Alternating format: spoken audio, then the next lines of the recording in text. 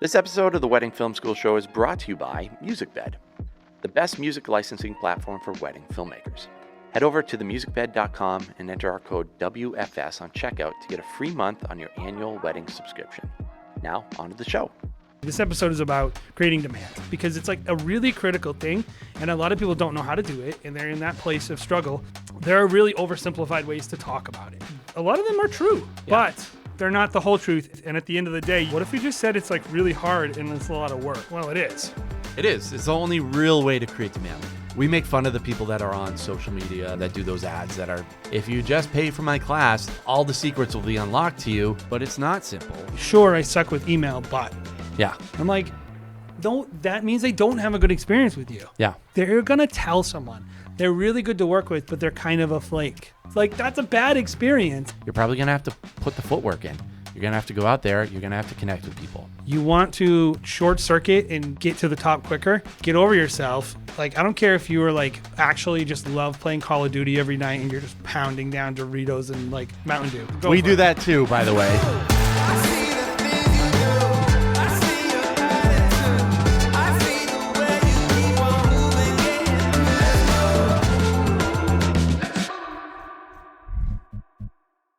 Hello and welcome back to the Wedding Film School Show. My name is Jared Haskell. We have another great episode for you today. Jason McCutcheon is in the house, my co-owner of my business and co-host of this show, the Wedding Film School Show. Jason, how are we doing? I am so excited to get to this content today because I believe it's going to unlock a part of people's business that has been previously hidden behind a door, and they're going to go to that next level. And that's what I'm excited about. Would you say it's a door of mystery and or a door of secrets, maybe? No, I would say it's a door of opportunity. A door of opportunity. Because right. if you got to have that abundance mindset, and you got to believe that that it's out there. Right. So today we're talking about how to create demand and more specifically, how to create demand for your wedding film services. So we have 5 pillars, I would say, to help you on your journey to creating more demand. So let's just rifle through these really quick, and then we'll dive a little bit deeper. So first, we put, you have to believe in yourself and have a positive attitude. Yeah, at the end of the day, is a filmmaker really expected to be going out there and winning a couple over when they don't even believe in their own work? Like, you have to believe in yourself if you want couples to believe in you. So true. Second, we put how to create a film that connects to people's emotions. You have to create a film that connects to their emotions. I mean, people are emotional animals. They've done studies on this. They react to colors. There's a reason why McDonald's has bright colors. They want people to move. Well, like, films are the same way as McDonald's. You want people to connect with something that they see that will move their emotions. It's deep. It's good. Third, you have to rise and grind. You got to be on that grind set every day. Every day. Like, no one's going to outwork me. I get up, I put a book on triple speed, listen to it triple speed. I probably am listening to 3 books a day. Yeah. And I think, do I need to hear the information? Not really. I don't know what they're talking about. I think you're just absorbing all this knowledge via osmosis. And I think the same thing about editing. Do I need to actually know what I'm doing? No. Just grind. Go. Get it done. Grind your brain into oblivion, right? I mean, people complain about this stuff, but I'm telling you, it will set you free if you realize that there's just a construct around you. We'll call it the matrix that's keeping you inside of it. And if you are willing to rise and grind, you can break through. Right. Fourth, Instagram. TikTok is next. No, so on TikTok and Instagram are, I think, the wave of the future. Social media, now more than ever, is relevant. Totally. And so if you're not on social media, what are you doing? You're just living under a rock, apparently. You should be abandoned in the dark ages you came from. You definitely shouldn't be getting a wedding film if you're not on social media, and you shouldn't be a wedding filmmaker unless you prioritize Instagram, right? I would say so. I think that's a good point. Anyway. Yeah. Anyway, fifth was paid ads. Paid ads. I wasn't going to give this one away, but don't give it away. No, Jared, I care about these people too much. I need to say this. We have filmmakers who are doing $25,000, $50,000 months Bitcoin with Bitcoin our worth. system Yeah. of advertising. And I'm telling you, if these people will just understand the secrets to Facebook ads, they can also have those same exact results. And so for one time only, we're going to open up a free membership to our weekly grind session on Facebook Marketplace. All you have to do is go on, sign up, and I will give you the secrets to having $100,000 weeks. It's called Rise and Grind JJ with Jason and Yes, Rise and Grind with J&J, and we will teach you the secrets to mastering Facebook Marketplace and or ads or yeah, whatever. Screw you. The meta. Yeah, whatever. Screw you. Who cares? Just whatever. One of those ad things. Like we're masters at it, and come to our masterclass and give me money. Facebook, go f yourself. Yeah, good. Of course, we jest because I think creating demand. Well, those aren't good points that we just had. No, I would say they're probably points if you and I wanted to make money and really took Well, ourselves I would say seriously, this. What's funny about all those is actually all of them are true. I think the key here is like we're talking about, okay, this episode is about creating demand. And I think this is like when we were talking about the episode, we were like, I don't know, hemming and hawing and kind of back and forth because it's like a really critical thing. And a lot of people don't know how to do it. And they're in that place of struggle. And there are really oversimplified ways to talk about it. Yes. And a lot of them are true, but they're not the whole truth. And at the end of the day, you just said like, what if we just said it's like really hard and it's a lot of work? And I was like, well, it is. It is. It's the only real way to create demand. Like we make fun of the people that are on social media, that are on Facebook and Instagram, that do those ads that are 30 seconds. If you just pay for my class, all the secrets will be unlocked to you. And you just have to do these 3 simple steps. And the truth is it's not really simple. You know, it might sell ads and it might sell classes and courses, but it's not simple. It's deep. It takes a lot of effort and a lot of time. The irony about anyone who's teaching you a class on how to do something is the second everyone else does it, it's immediately less valuable.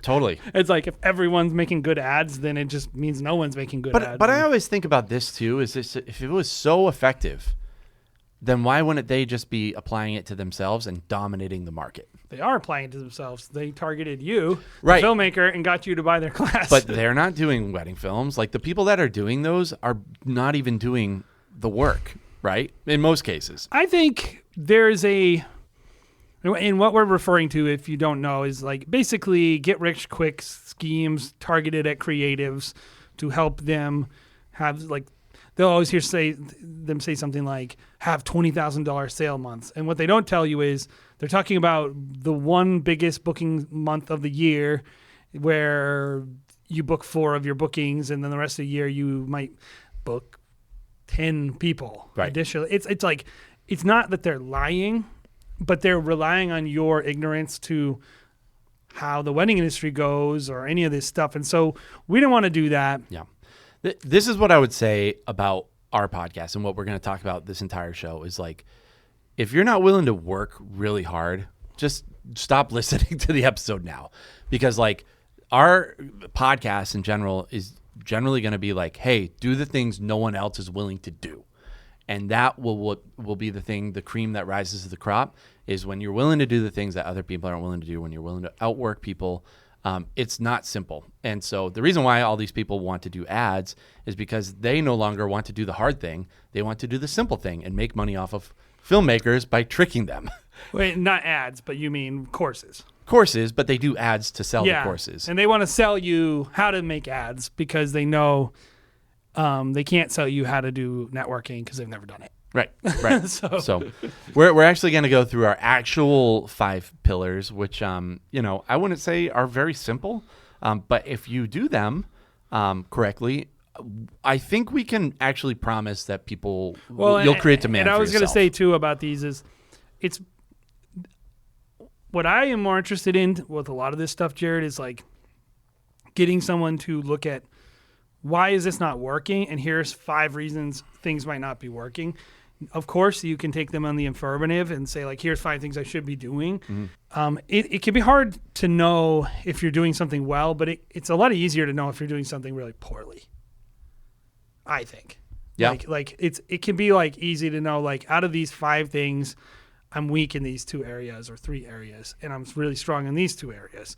Like, but I think, especially if you've been doing it for a while and you know what people react well to. or even like one of our tips today is like, essentially make good films. I think most people think they make good films, but if people aren't reacting the way that you think they ought to be, it's on the table to question is really what I'm saying. Is like everything that we're talking about today should be on the table regularly when you're evaluating your business. And so in general, I think if people do like 3 out of these 5 things, they should be doing really well. If they do 4 out of these 5 things, I kind of would guarantee they're doing well. If you're doing all these well, you're a superstar, you're killing it. And so what's the first one, Jared? Yeah, before you give away the rest of them, Jason, give away our dramatic suspense here. All right, so the first one we have is create reach. So what do we mean by creating reach? What is reach when Reach you're is talking about getting in front of other people? Yeah, reach is a marketing term used in the industry, but also just I think most people basically know, which is it's a measurement of how many people your brand can touch with a given, whether it be on social media or an ad or through publications, whatever it is. Like a good brand, a good wedding filmmaking company will have reach, diverse reach. First of all, they won't just be relying on one source. They'll have a lot of sources. They will have their tendrils kind of spread out throughout their market.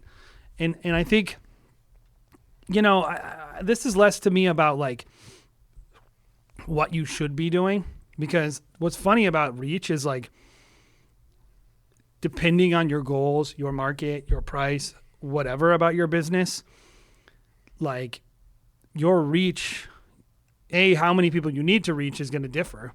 How many people you can reach is going to differ. But you need enough reach to actually create the demand that you want, right? Because so reach is really about, like, I always tell people this. In marketing, we would try to do like a 1% rule. So if we were running an ad or something, there's like multiple conversion points, right? There's a click on the ad, and then there's the conversion on the website, whether it be like collecting someone's information or getting the ad to the shopping cart. And then there's like close the deal, right? And so like you have multiple conversion points. You really want at every conversion point, like that number to go up, right? So this first group of people, uninitiated, they see the ad. 1% of the people, 1 out of 100 people who see your ad might click on it. And then out of that, like 10% of those people might actually fill the form out. And then out of that, hopefully you go up again, like 20% of those people make a sale, right? That's a numbers game, which is like, well, that doesn't make any sense, Jay. You said 100 people. What does that tell you? You need like 10,000 people to interact with your brand to get 1 sale. Right. So do you think reach has more to do than just marketing and getting your name out there through paying for No, it's all the same. I think reach is just a metric used to measure the effectiveness of your marketing. That is it's a lead measure before sales. And that's what I always try to get people to look at is don't just look at your sales, look at your reach. Yeah. If you have limited reach, if you're to be honest with yourself and say, okay, there's a lot of ways to look at it. You could look at clicks, you could look at engagements, you could even just do like how many places could someone see me? Right? Okay, like they can stumble upon me, like or for myself. They can stumble upon me via SEO on Vimeo or YouTube. They can stumble upon me in multiple publications this year. They can stumble upon my brands by going to planners, Instagram Reels, by following photographers, by checking out The Knot, by like we have a ton of different outlets where our name is out there. Like that's part of our reach. So it's like, it's not just, we have like 4,500 followers on Instagram. Well, yeah, but also the planner who put me on a collab has 20,000 and that other planner has 20,000 and that other planner has 20,000. Our reach is very significant. Right. I always see reach as having shallow influence over people. Like it's a shallow touch point. You're just creating some kind of really shallow connection with somebody, right? It's not going to be something that it's like, someone's going to be watching like a 10-minute long video of you, but they're just seeing our name of one of our companies, Stop Go Love, Merriment Films. And then, the more that you are creating that shallow reach, touching somebody, they're going to start remembering your name more and more and more. So just putting that name in the back of people's head. So you're trying to create top of mind awareness. Right. And there's a couple ways to do this. You mentioned really both of them. One is going to be you pay for it. You pay to have reach. You get it out there multiple times. If you have unlimited amounts of money, you can probably generate some serious reach. We talked about it, with Tolman Media. They had a ton of reach. All these national brands, they have a lot of reach because they have a lot of money. They can get in front of a lot of people easily, right? Just shallow connections. People would be surprised. Like, I remember reading a sales book years ago, Jared, and they said, like, it takes a person an average of 10 engagements with a brand before they're willing to make a purchase where they have, like, the trust. Exactly. And a lot of filmmakers, they're just not getting enough swings at the plate. Yep. They don't realize how many times you need to be in front of someone. And it's like, oh, you're telling me I have to, like, live and die off social media? Well, okay, that could be one way to do it. But, like, I'm just telling you, you need a lot of exposure with couples. Yep. And the other way, so that's the immediate way. Have money, spend it, money, get in front of people. The other way takes probably a lot longer. It's a much more organic type of reach, right? Where it's like you're creating a little bit more touch points. You're growing your Instagram following. It's not simple. Like, growing an Instagram following is very difficult. I would call one of them like viral reach, right? And paid reach. And the other one, like embedded reach, like institutional reach. Yep. Like in our industry where we live, we are part of the wedding industry. We're embedded in all the top venues. We're embedded with the planners. We are part of the industry. And that will help. Like, as you become more established, some things will get easier for you in your business, definitely, for sure. Yep. But it's just one thing to look at. You need to create reach for your business. And so if you're sitting there and you're like, well, no one knows who I am. Like, I can promise you this is probably like the first problem that most people need to fix in their business is nobody knows who they are. And that's like the actual second problem. The first one is because they're not out there in any capacity. How could they find out who you are? Well, I make better films than this guy. You hear that all the time. I make better films than this guy. Why is this person getting booked? Because they know who they are and they don't know who you are. Yep. So you have to solve that problem, and it's going to vary based on your market, pricing, all these things. Like, I guess I wish I could give you that masterclass on how to master your ads or master this or master that. I mean, there's a million ways to do it. I think finding a way to get reach in front of as many people as possible, you have to find your own way. Like, I know a way that we've gotten reach in the past. It can be Instagram marketing. It can be having an Instagram following. But it can also just be, hey, showing up. You have to go places to maybe some networking events, connect with people. Like, you have to make it. Weeva or whatever. Not Weeva. What's the one in? ILEA is one in New England. There's a lot of these around the country. But just getting out there and making it so that people are talking about you is reach. It's soft reach. Literally anything from going to a wedding show, getting involved in which, like, these are not things we do. And I'm not saying don't do them, but I am saying anybody who tells you don't do that and don't do that, be careful with those people, because a lot of them actually don't know what they're talking about. Right. And like, if someone's like, don't go do a bride's group. Well, yeah, don't go to a bride's group if you're trying to sell them an $8,000 package. I mean, I guess do whatever you want, but I would doubt they're going to buy it. But like,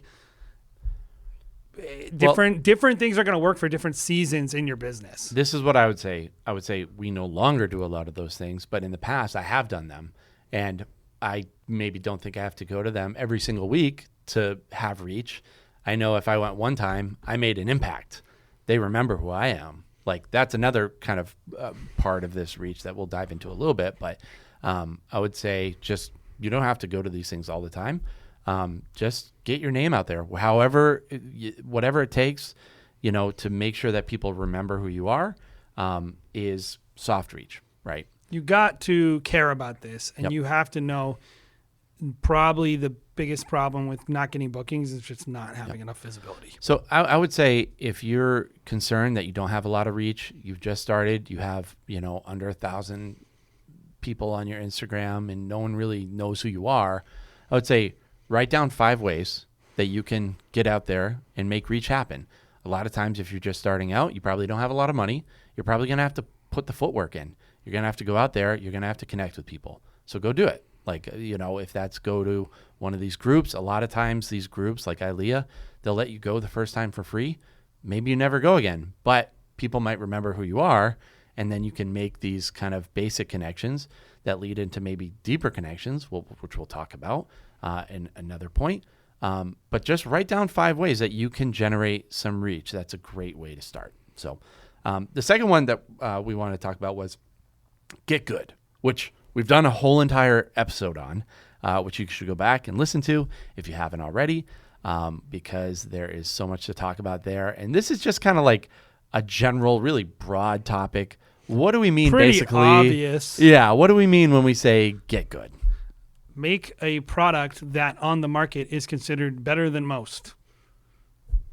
Or just average, good enough, Well, I would say if you're average, your films won't provide lift in your reach. And that's the truth. If you're average, you're not going to lose out, but you're not going to rise above. If you're good, your films will actually lift you above the crowd and create more marketing opportunities. Yeah. Well, it's like everything. It's like there's a spectrum to your reach. There's a spectrum to getting good. All these points that we're going to make, it's like the more you do it and the better you are at it, the more you'll generate, demand. Yeah, and I don't have too much to say about this because I think it's self-evident. Everyone knows that you make a good product, people want to buy good products. Mm-hmm. I will say this is a really hard one on the other side if you're not succeeding at it because, if you're not good, chances are you don't know you're not good. So I always try to say to people, like, be open that you might not be as good as you think you are and that could be contributing to your lack of marketing success. Yep. Like, not so much that if your films are good, your films will suddenly pop off on social. But to say, like, if they're not good, and by the way, TikTok doing well does not mean your films are good. Right? Like people not giving you money is what means your films aren't that good. And so if you're having a hard time closing the deal, you need to be open with yourself about, like, what are some things about my film, whether it's like, not that they're not good, but they're not meeting demand. Like, there's something about them that people are not happy about. You got to be open with the thing that you're doing is not necessarily helping your business. Yeah. And if you are concerned that you might not be good, it's hard to put yourself on some kind of like scale, I would say sign up for WFS Live, which is every Thursday at 1 p.m. Eastern Standard Time. That's an easy way to submit your film, have it be critiqued so you can find out if you're good. It's hosted by Jason. Every once in a while, Bobby and I hop on and we just critique people's wedding films. That's a great way to do it. It's a free service. Go over there and sign up. Weddingfilm.school. There's a tab at the top for live reviews. So make sure you do that.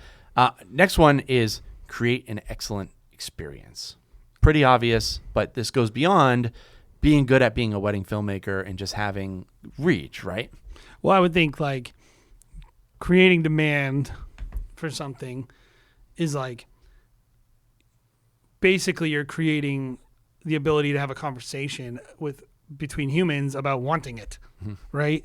And so obviously good films kind of speak for themselves, and then most people I think understand that language. And I think most people would say like they want to create a good experience for their couples, but I don't think a lot of people really realize like how impactful it is.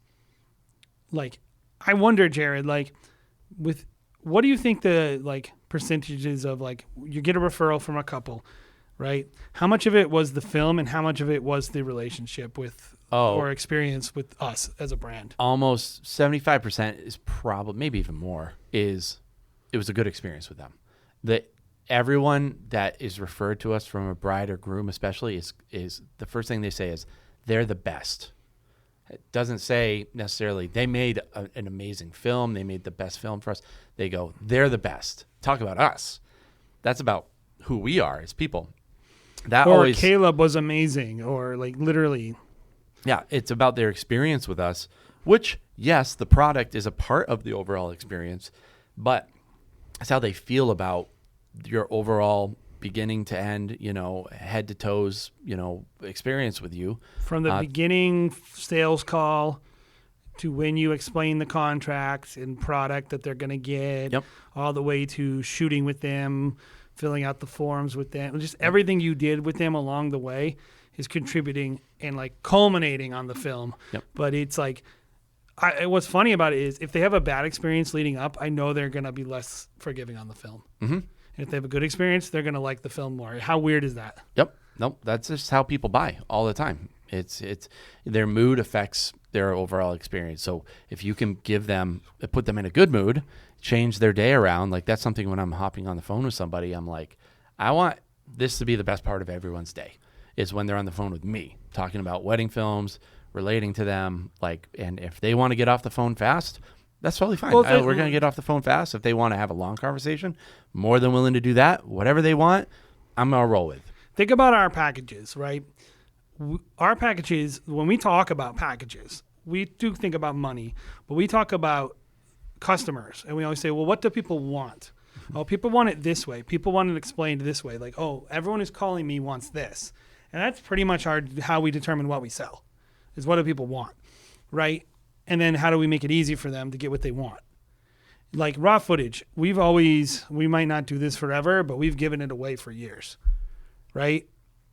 And it's like, who give it away? Well, no, I mean, kind of gave it away. Like, I think we were probably more expensive still than other people with raw footage. So I don't think we were giving it away. I think we were just rolling it into the price essentially as an experience. But the fact that the couple felt like we were giving it to them, they were willing to pay more off the bat. And it's like, that's like a little psychological thing that you're doing, where it's how you're presenting something to a person in the sales call makes them feel better about trusting you than someone else is kind of digging in a different direction. Like everything about this interaction is creating how they view the film. I mean, yeah. And we just have thought through this, and it's like, we are willing to do what other people aren't willing to do when it comes to that. And for me now, guess what? Giving away raw footage is super easy. And for you, it's super hard because you don't have a system in place. So yeah, I'm going to give it away for free, and I'm going to look better than you. So that's a better client experience for me than it is when they call you. The client goes, they're not trying to nickel and dime me. Right. That's the experience they have when they call us. And we just give it away. We don't want to throw away clips of your grandma. Just so you know, I'm using that line against you. So sorry. And it's like, you could sell it, but you could also just charge $1,000 more and tell them they're giving it. Like, it's not that it's sneaky. It's like thinking about how it feels on the other end. When you're here, when you're being pitched something like, and it's thinking for people. Like, I know what people are thinking when I'm on a sales call with them. For instance, like talking about raw footage, I might say like, you might never look at your raw footage. A lot of people won't. That's totally fine.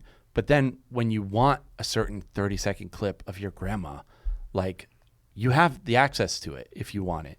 And they're like, that's a good point. Yeah, no, yeah, I hadn't even think about that. Yeah, like that's giving someone a good experience.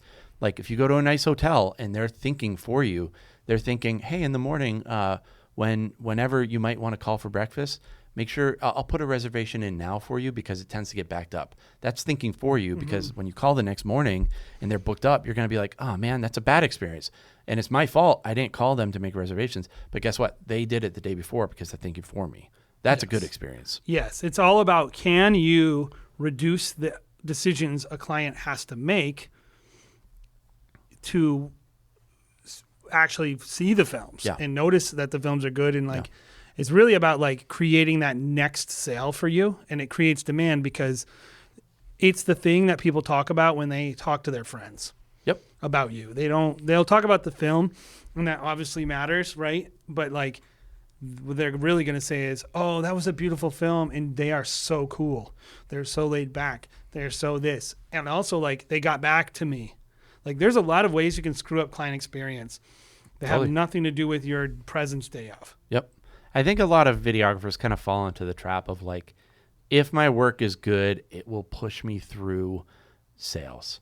And you might be right, but it's definitely not going to amplify your sales. I've heard people say, Jared, people have a great experience with me. Sure, I suck with email, but Yeah. I'm like, that means they don't have a good experience with you. Yeah. Like you think that like because you showed up day of, they're gonna tell someone they're really good to work with, but they're kind of a flake. Right. That's not a good experience. Like that's a bad experience. And like, yeah, you can stomach it if you're good enough, but You like, might be able to get by for a while. why have the variable? Yep. Why have the variable? I would just say like make sure every part of your experience, every touch point they have with you, and this is what I'll say to close this one out. Just go through your touch points. By that I mean anytime you interact with a client in your process, anywhere you could interact, and make sure that every part of it is buttoned down from the first email to the last delivery point. Make sure there's nothing in there that's like constantly having hiccups and problems. And if you know, like, okay, that follow-up email after the sales call, I'm always 5 days late. I promise you, if you're really bad at any one of those touch points, it's costing you money. Yep. I would say when it comes to generating a good client experience, the number one rule is always do what you say you're going to do. And then the number two rule is always exceed people's expectations. Because if you say you're going to do a certain thing and then you don't do it, even if it's as small of a thing as like, I'm going to call you at noon and you call at 12:05, someone is going to be like, these people aren't tidy with their time. They don't respect my time. Like, even if it's like a tiny thing, those things can add up and become behemoths where it's like, these people are pissed at you. They think you're a flake. So like, do what you say you're going to do, even in the super small things like that you might not matter to you at all, but understand it might matter to a client. My dad Especially the more money a client makes and the like, those things matter a lot more. They want to be treated better. My dad always says, put change in your pocket with people. Yes. So I love it's that. like, so then when something goes wrong, you have change to draw from. Mm-hmm. It's like, oh, like there was an issue with your film. If you were amazing all the way through and there's a mild issue with their film, it's going to go way better for you than if they have already decided you're a flake, you missed one of their appointments, you all this stuff. When you call them and say, there was a problem, one of my cameras overheated, they're going to be like, okay, I've had it. Yep. You've been a flake this whole time. I'm done. And so if you're having these issues, definitely it's going to affect your demand. Yep. And I would also just add at the end, just no one's perfect with this stuff. It's always going to be a process. It's always going to be a journey. We don't always give the best customer experience, but guess what? Every single time we learn from those bad customer experiences, so understand it's a journey. The next one we put is create a compelling brand. So Jay, when it comes to a brand, how is a brand different from marketing and how is it different from a logo? I mean, a brand is an identity, right? A brand is what people are saying about you when you're not in the room, right? A brand has a language of its own. It's like a convergence of the work and marketing into one discipline. It's it's what people use. This is what I'll tell you about brands. I remember I was with my family. I think we were in Gatlinburg. We were driving through, what was that, Tennessee? Mm-hmm. And we're driving through, and I was like, let's get some good food. Like, we pulled over, and I'm walking through the downtown area. It's tons of antique stores and all kinds of just places that my family loves antiques. I hate antiques. I was going to sounds terrible. It's kind of nice. I like certain things if there's, For like 30 minutes. Yeah. But anyway, we were walking around. It was a long drive too. So I guess I was like, at that point, I was like, just literally anything but it being in the car. So I see a restaurant and I'm like, let's go there. And they were like, we went and the food was incredible. I had this pork chop. And then they were like, well, how did you know it's going to be good? I'm like, the logo. I was like, I knew that this logo was some hippy dippy person who wanted to go and do farm to table crap and all that stuff that I know is going to be good. I had an idea of what to expect from the restaurant by looking at the logo.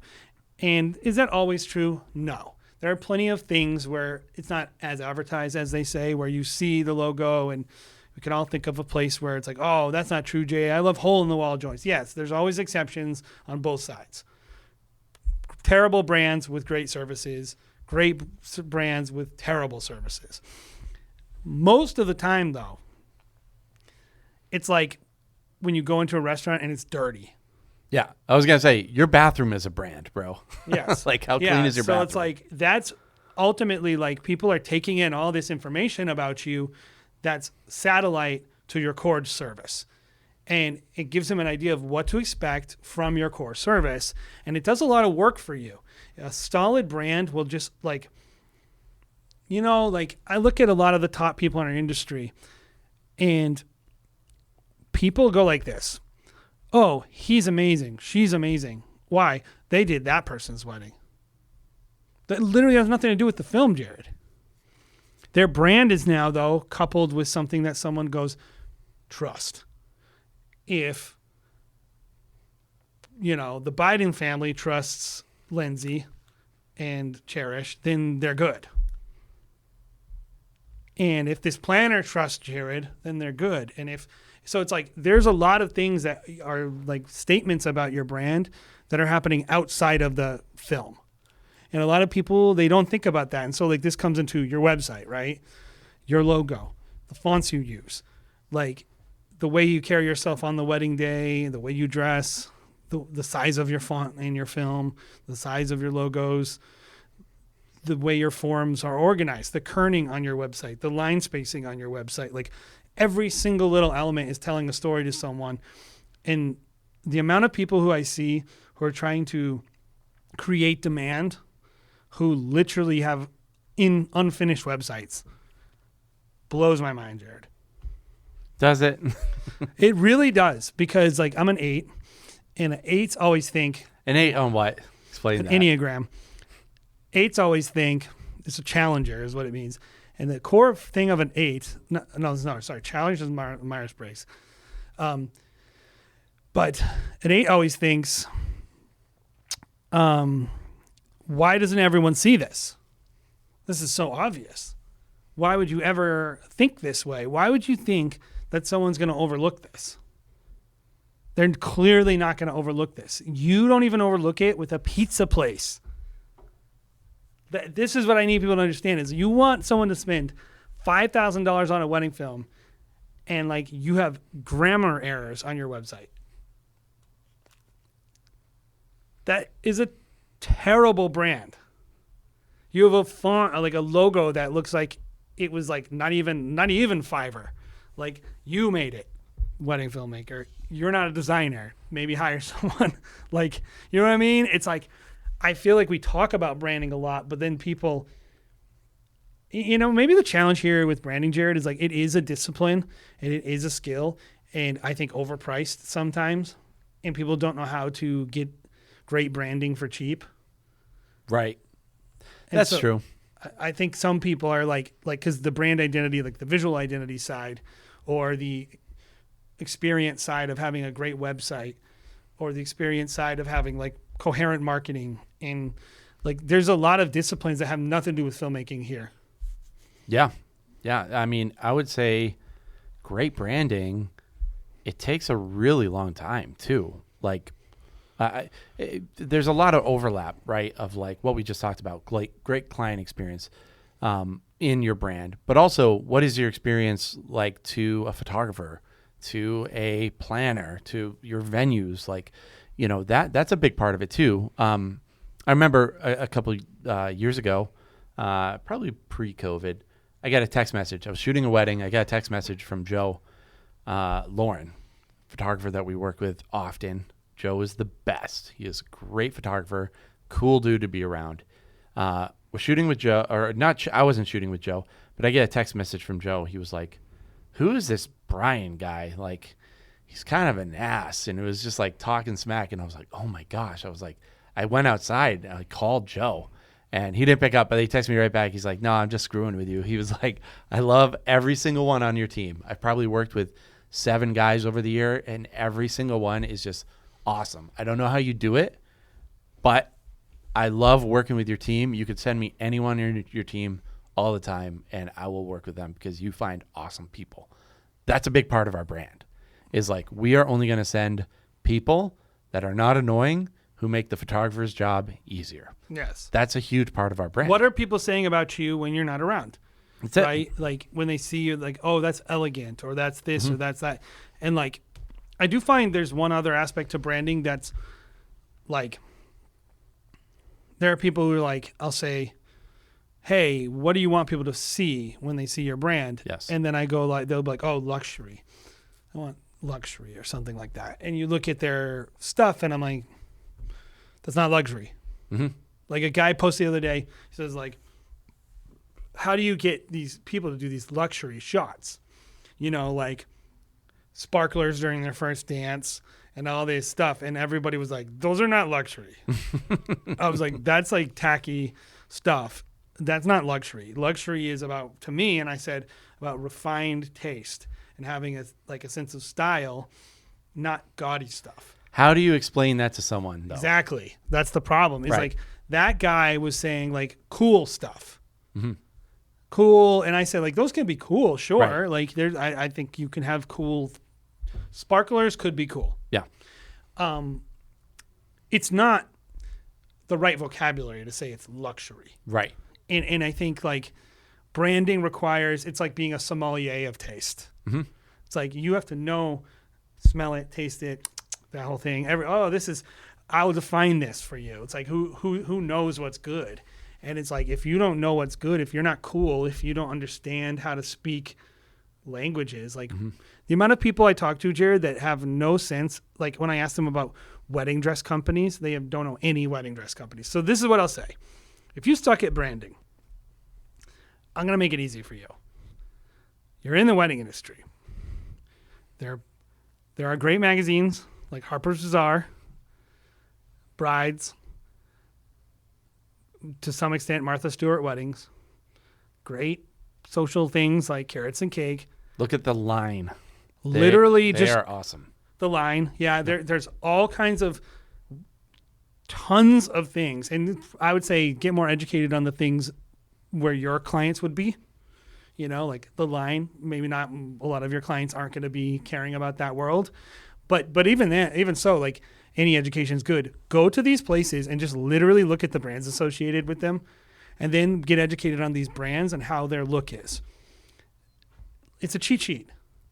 Just copy wedding brands. Something that stood out, we just did our interview with Peyton Frank, and I was shocked. I guess not shocked, but I couldn't believe the vocabulary she had about just who is in the luxury industry. Like Peyton Frank is a luxury wedding filmmaker. Yep. She knows everything about luxury, the world of luxury weddings, not just luxury filmmaking. She knows the entire scope, the entire landscape of people that are working in the industry. And I would say if you want to do luxury weddings, you have to beat Peyton Frank. You have to either be her or be better than her. We at least have to understand the language. She has a huge head start on you, so good luck. Well, it's like you can't just go, is my films as good as this person? It's like, do you know how to speak the language of the client you want to work with? Yep. And that's what branding is. And like at the end of the day. Because when you're around a planner, when you're in the same room with them, you have to speak luxury weddings. You can't just be there and be like, oh yeah, I've never heard. You need things to say that impress this person to tell them, hey, I know about this sphere. Well, I asked a person the other day, I was like, you know, blah, blah, blah, Vera Wang, which I think is like basic. It's Huge. barely even luxury, Huge. right? Vera Wang is massive. And they didn't know who Vera Wang was. Yeah. And I was like, you're not a wedding industry person. Yeah. Sorry. Like you cannot have a wedding, and everybody wants to have a brand outside of the wedding industry. Yeah. And I would say like, okay, you can do that. You can be Bottle Brush Films and have a brand that stands out. You better be really freaking good. Like you better be so freaking good. And most people, by the way, if they're really to be honest, they don't want to be this rogue film company. They want to just get paid a lot. And they want to work regularly. And that's what we're talking about, increasing demand. We're not talking about creating films that are emotionally satisfying or creating special, unique demand. We're talking about like more people calling you so that you aren't sitting on your butt having to go work for Tolman Media. Yeah. It's like, Yeah. And I would say you don't have to do these things. No. But again, it's a spectrum. Yes. People that do this really well are going to kick your ass. So do it or don't do it at your own expense. Yeah. And ultimately that comes down to, if you think your brand is awesome and you're not getting demand, maybe your brand is not awesome. Mm-hmm. And you need to be honest with that. Yep. Last one. we put get connected. Yes. This is big, man. It's one of the things that we do really, really well that I have a really hard time pinning down sometimes. Really? Yeah, because it's like, it's such a, there's this whole thing, how do I go to networking events? How do I network? And there are quick answers, like go to the events we mentioned before. But then there's like this complex network that we have, like where we shot someone's wedding and then they went and worked at this one venue that wasn't really even a wedding venue.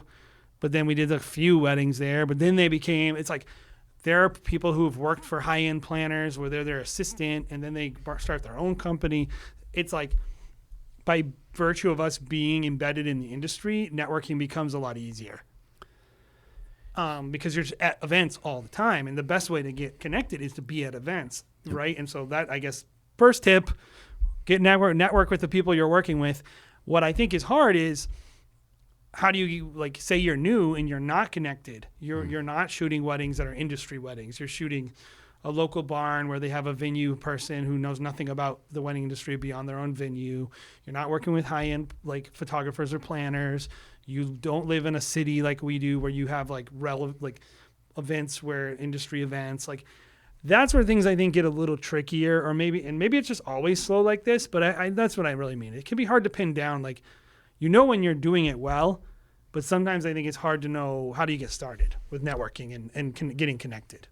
Right. And also, I think this is the one where I kind of feel a little bit bad for introverted people, because extroverts are going to go out, they're going to make connections. It's going to be natural to them. They go to a network party in a big city. You're naturally just going to, by osmosis, just by being around people, you're going to create these connections, and then you're going to have follow up, and you're going to create this natural, like, I like you kind of relationship. You like me. Let's work together. Introverted people, I think it has to be a lot more of an effort, right? Where it's like you have to make the time to text message someone and be like, hey, I was thinking about you. In the last wedding that you did, I saw this, and I thought I saw this sign. I thought it might be good with that kind of. You have to really be thoughtful. But I've seen a lot of both extroverted people, but also a lot of introverted people be very successful in creating deep relationships. Let's think people. about me and you. Now you are. What are you, a 3? So this is interesting. I was going to bring this up, actually. I thought I was a 3, but then you said I was a 7. I looked at a 7. I was like, I think I might be a 7. I need to take the test. I think you're a 7. I think I'm a 7 too. But you have 3 elements. But which is good, because I hated all the 3s that they listed as like people who are 3s. You're like hated all those people. I think like, but the point is like, you are a traditional people person. Yeah. Right? Like, I'm very approachable. People can talk to me. Yes, but also you enjoy certain types of small talk. Mm-hmm. I am not. Yeah. But this is what I think is, for people who are like, I have a hard time speaking towards myself.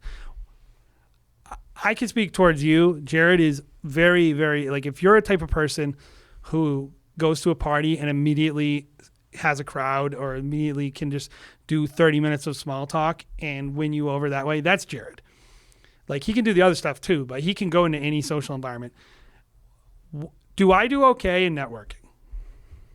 You want to leave very early. After you've made your rounds, you're like, I talked to this person. I have an agenda. I'm going to talk to that person, that person, that person. Do the rounds, then you come back and you're like, I'm done. But is it effective? It is. And you're very directional. But, so I say all this to say, there's more than one way to skin a cat. And so be yourself, like, but also you got to at least, like, I'm not like comfortable with small talk. I'm not comfortable with certain environments. I don't drink. Like a lot of these environments, they just aren't my best. I know I'm best solving someone's problem, listening to something that's going on in their life, hearing about a deep thing, talking about, like, the person who, like, I don't want to do crap, right? And so now, given I think I have credibility to be able to pull that off, and I don't think I always leaned into that in my whole career. Like, for a long time, I would just go play the game. Now, as we kind of have more credibility, I think I'm more like, I don't have to do this. I'm not going to do it. But I do think be yourself. Like, but you got to at least like, you got to put yourself out there. Yep. I would say a lot of this really just comes down to, we're talking about like parties, but like a lot of this comes down to just putting effort into it. Like this is, again, it's just work. It's just hard work. Like if I want to make a connection with someone, planner, photographer, whoever, I'm doing research beforehand. If I really want to like make a relationship work, if I'm like, that's a strategic partnership with this person that I want to be connected with, I do my research. I look at them. I might fanboy a little bit, be like, I love their work. I love the way they do this, and this. I would love to work with, it starts with a dream, right? Like And- you want to have like, you have to genuinely get to the place where you are genuinely excited Right. to work with that person. Yeah. And when we went to Engage, they give out this great book full of people. And what I did, as soon as we got there, sat by the pool and put check marks. I was like, I want to connect with that person, that person, that person. That's a filmmaker. I love his work. I just want to catch up with him and like make a relationship with that person. This is a strategic planner that I'm like, I'm only going to try to make an effort with this person because there's probably going to be a million people trying to talk to them. But that's my one person I'm actually going to try. There's like a reason. And I think this is Yeah. a big thing with it is like, you got to be honest with yourself if this relationship is going to benefit that person. And a lot of times me and you will be like, there's no reason this, like, Brian, if you're listening to this, we'd love to work with you. But I know there's no reason Brian Raffinelli needs to work with me. Right. And so I don't bother annoying him. As much as I would love to work with them, they're New England based.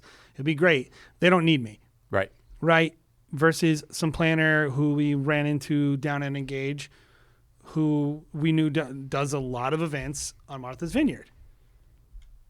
And we were like, I think we had a little bit of a relationship with before, but we're going to make sure to connect with them, right? Because it's like, On site, they were like, hey, we have this wedding. It's so hard to find someone. And I was like, look, I'm fully booked on that day, but I'm going to help you. I'm going to actually introduce you to my friend Kyle Smith, who was there with us, and see if he can do it for you. Like, yeah, it's in my backyard. Yeah, I'm giving Kyle, who's a friend, but he's also, we're all competitors. I'm going to introduce him to one of my most strategic partners. You know why? Because that helps my planner. And yeah, they might hire Kyle again, but they're definitely going to hire me again for solving their problem. They're definitely going to walk away from the relationship and think, that's a good dude. Yeah, I'm not just in it for me. I'm in it to win it with the team. And like we had Carrie on a couple weeks ago. That's mainly what she said about what she looks for in her teams is like team players, So I think that's a big thing too. When you actually muster up the courage to go and talk to these people, that you are actually approaching them with that attitude of like team attitude, leading from the front. I'm going to do whatever it takes to make everyone successful and make everyone's job easier. I know that's hard to do as a videographer, by the way. Well, because most of them are obsessed with themselves. Okay. like they know nothing about the industry at all. Yeah. I will always just keep hammering this. It's actually, if you are listening to this and you don't know the top planners in your area, the top venues, and the top photographers, if you've never ever read a bridal magazine, if you don't follow any bridal accounts, you're not a wedding industry person. Yeah.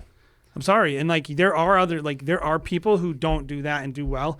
Those are the exception, not the rule. Yep. You want to short circuit and just get to the top quicker. Yep. Get over yourself. I don't care if you were actually just love playing Call of Duty every night and you're just pounding down Doritos and Mountain Dew. Go for it. We do that too, by the way. That's not the side that you show the wedding industry. Totally. That can't be your relationships are based on actually pretending to give a crap about the stuff that these people care about. Don't be too cool. We've seen people who are too cool who haven't made it fizzle out. I've also seen people who are too cool who have made it, who do great work, fizzle out because the planner is like, I'd rather work with people who don't treat me like they don't care about what I'm doing. And they would rather hire someone who's just as good because guess what? People will be just as good as you making wedding films unless you're top tier, top 10 in the country, top 10 in the world. People will be just as good as you. There's ways that they'll make up for, what you're bad at.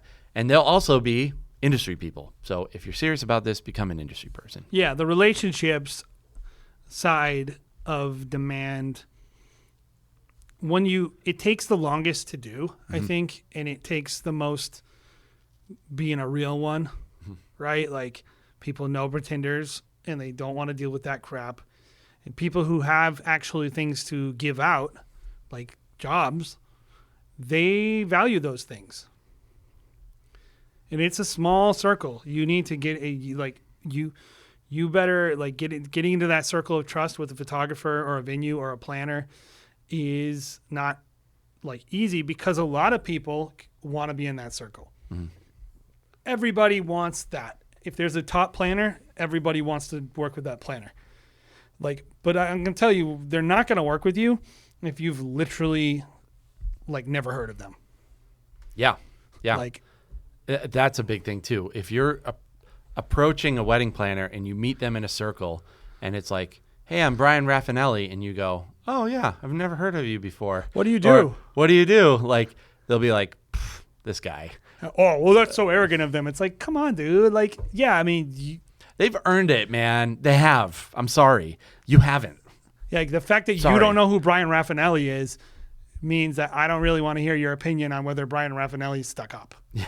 Totally. It's like you're the one who's literally can't book a full season of weddings, who didn't have enough courtesy to know the people who are coming to this party. And then you meet one of the top 20 planners in America and don't know who they are. And he's the arrogant one. and I don't want to be unrealistic about it, because it's impossible to know everyone in the industry. No. But just like do your homework, man. If you literally well, if you meet Brian Raffinelli in the middle of Oklahoma City, that's one thing. Yeah. But if you're in Boston, Brian Raffinelli is like, you know, he's like somewhat old school. He's well established, and he's one of the people. He's still doing high end work. He's very reputable. Yep. There's someone like that in your market. Who's your Brian Raffinelli? Whether maybe they're not doing the Biden's wedding, but they're doing they're doing big stuff. Right. Like, you need to know these people. And I was gonna say one more thing about this. Don't forget about the people you're working with who maybe don't have the power yet, but are next in line. Yeah, that's a great point. Great point. I would say my technique of just circle defense and zone defense works really well for this, because I'm just nice to people even if they haven't made it yet. And I'm like doing the whole social thing.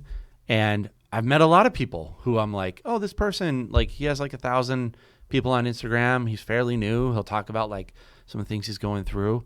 And then within a year, they're up to like 5,000, 10,000. They've just blown up. Like that happens often. So I would say, be nice to everyone. Don't think you're too cool for school, and just be nice to people and they'll remember you. You know who the next wedding planner in your area is? Whoever's working for the top wedding planner in your area. Yeah, it's true. So like you better understand, like, if you're working that event, whoever that person's right-hand the amount of times I've worked an event, and we know everybody, but like you got to know this. If I work an event with a top planner, the amount of times 2 to 3 other top planners are working the same event with them to help them out, because it's a small circle. Crazy. A lot. You could be working with someone who actually does 15 of their own $250,000 events, who's literally putting flowers up in the room while you're standing there telling off a DJ or crap talking the planner. Totally. It's like, you don't know. So like literally. And a lot of times it's easier to talk to those people because they don't have the stress of being the top dog at those weddings. So they're just like, you have a lot more time to just connect with them. And so. The other day, I mean, I was talking to somebody and I was like, hey, listen, this is a problem I'm seeing with the way this DJ is setting something up. Do you think Kristen will care about this? Mm-hmm. And I'm doing this because I genuinely think Kristen would care. B, because I know I want these girls to feel included. Right. I don't want to go directly to Kristen, but I do want to talk directly with these people, because I want them to feel like I'm a respectful person, right, who values them. And the person that you were talking to about that just hired us for, I think, an $8,000 wedding film. So is a planner, hired us for her wedding. So at a major Boston hotel, and is, having us shoot her wedding, and is probably going to refer us for $100,000 of work in the future. So we made a good impression on that person, clearly. So that's how it works. That's how it always works. Connection works. It's you bring your expertise to the table, always serve people, always be kind, and always keep in mind that everyone's contribution to everything in that wedding is valuable to them. Yep. And that they want to do a good job. And if you bring that to the table and you serve people and just don't crap talk people at weddings, you'll be Gucci. You'll be Gucci. So to recap, create reach, get good, create an excellent client experience, create a compelling brand, and get connected. Those are the top 5 pillars to creating demand for your wedding film business. I would say, as some homework, write your top 5 ways to create demand for each of these categories and make an action plan. That's how you're actually going to make a difference. You're not going to do it just by thinking about it over the next couple of weeks. Actually write things down. I don't know. Writing things down always helps me. You seem to be someone who just remembers everything in your head. I'll make a PDF for you guys to download, and we'll just put them out there. Sure. And you can just fill in the top 5 ways. And I would also say, out of these top 5, these 5 things we had said, these pillars, I'll put a little number on them. I want you to label them 1 through 5, areas where you're strongest to areas where you're weakest. Because I really, like we were saying, I don't think you need to be an all-star at all 5. Right. I think, but you better be able to say, I am satisfactory to excellent at at least 3 of them. Yep. And I don't think you can be terrible at any of them. Yeah, I would agree. If you're decent, if you're 7s on 3 of these, you'll probably do okay. If you're 7s in 4 of them, you'll probably be getting regular work, creating high demand. If you are, a 7 out of 10 in all 5 of these categories, you'll probably be a juggernaut. I would say, and there's going to be some variance there. You might be a 10 in one category. But you can't be a 10 in one category and a 4 in all the other ones. Right. It won't. None of them doing well will be able to being the best in one of these areas is not enough to overcome being terrible in any of them. It's very true. Very true. So, guys, hopefully this has been helpful for you in creating demand for your business. I mean, this is the number one kind of question I feel like a lot of people are asking is just how do I get work? It's you have to create demand for yourself. I've struggled to answer it too because it's hard. I don't like we were making fun at the beginning of the episode, but it's I don't like that stuff. There's no cheap way to do it. No shortcuts. No shortcuts here. You're either going to have to pay with money in a lot of these cases, or I guess in one of those categories, or you just have to pay with time. Well, this will be the last thing I say, and then you can do your ending. Okay. Demand at any cost is easy. Demand at a margin that is actually conducive to running a quality business that actually makes money, it takes time. So you could give away all your margin and pay a bunch of money for ads. You could definitely do that, and you could lose a bunch of money, but I promise you, if you run ads, you can sell some weddings, right? The key is creating a reliable, affordable cost of acquisition for your couples. And that's usually a mix of these things, whether it be paid ads or all the things that go into cost are your time, right? And your money. So whether it be you want to put in less time, you want to put in less time and you want to put in less money to get more customers. That's effective demand.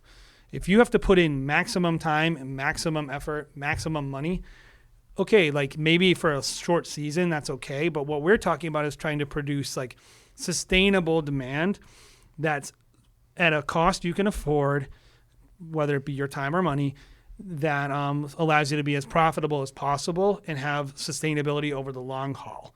Because that's what we're talking about. Yep. Great point to end on. So if this has been helpful for you, what I want you to do is give this episode 5 stars if you're listening to this wherever you listen on podcasts.